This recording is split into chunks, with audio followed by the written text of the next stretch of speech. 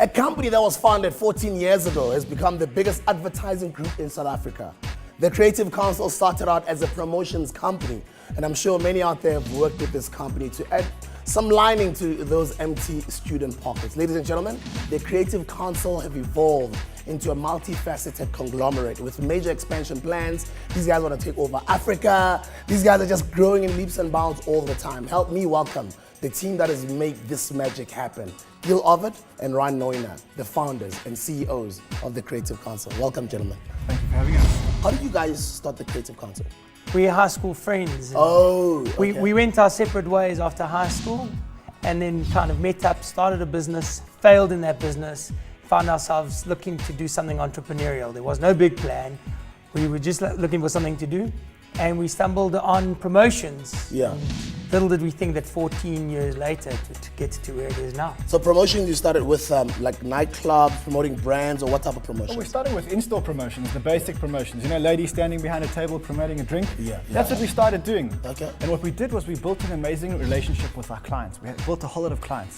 And we built this amazing infrastructure around South Africa. And we said, how can we use these relationships with our clients and this infrastructure that we've got to make magic happen? Yeah. And so we founded this game called activations or brand activations. And that's the story. So you guys have just had a clientele that grew and grew and grew. And somebody asked right now, what does the Creative Council do?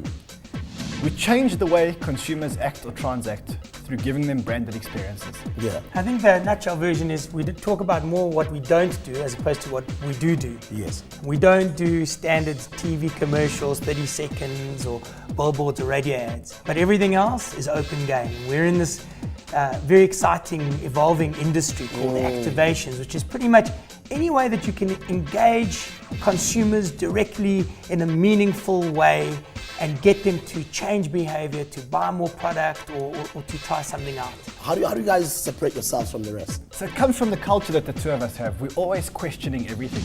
Bear in mind, we didn't come from the advertising industry. We came from the finance industry, from the internet industry.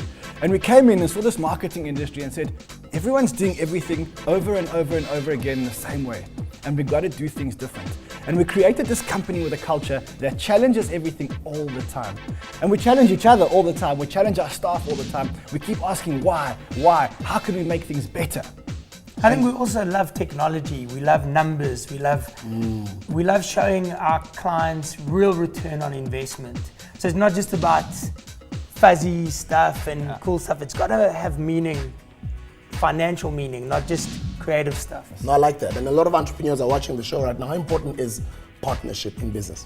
I think it depends on the individuals. You know, some people do very well on their own.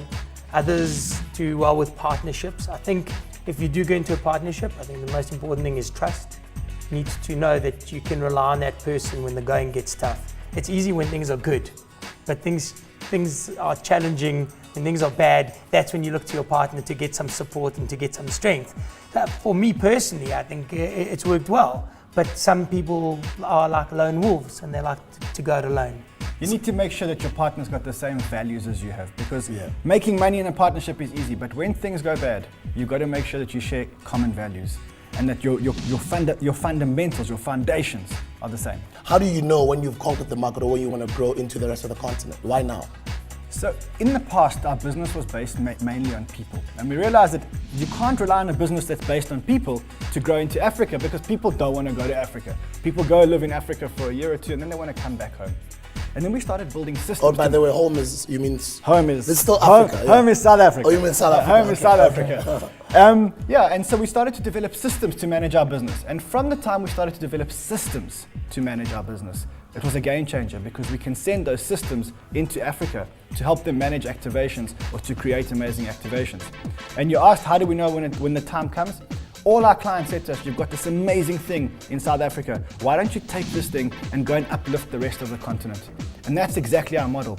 We took this model of ours and we're giving it to African businesses that are owned 100% by people who live in those countries. We don't take equity stakes in the businesses, and we get those guys to build amazing businesses in Africa in the spirit of uplifting the whole of Africa. The biggest reasons that small businesses fail is not because they lack good people. It's not because they lack good ideas. It's because they don't have the basic fundamentals: accounting, auditing, submitting to SARS on time. Having a receptionist costs money. You've got to sweat that. Speaking to the IT guy, getting desktop support, cables. Those things take away time from the entrepreneur.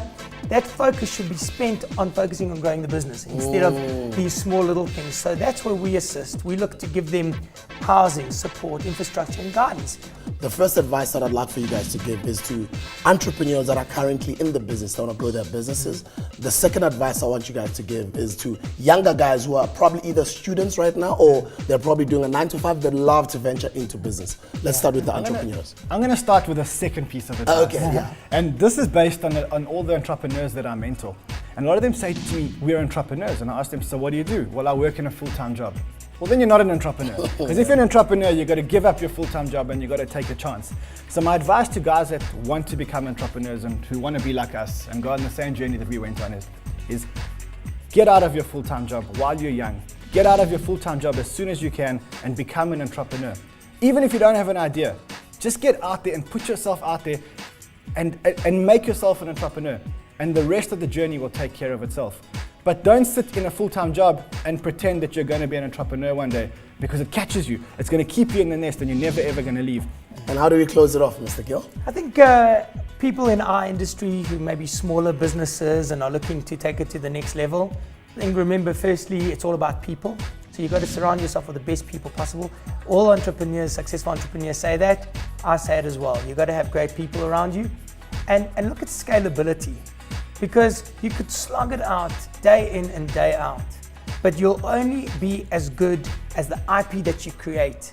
So scalability in terms of systems and processes. If you embrace technology, you can leapfrog from the other competition.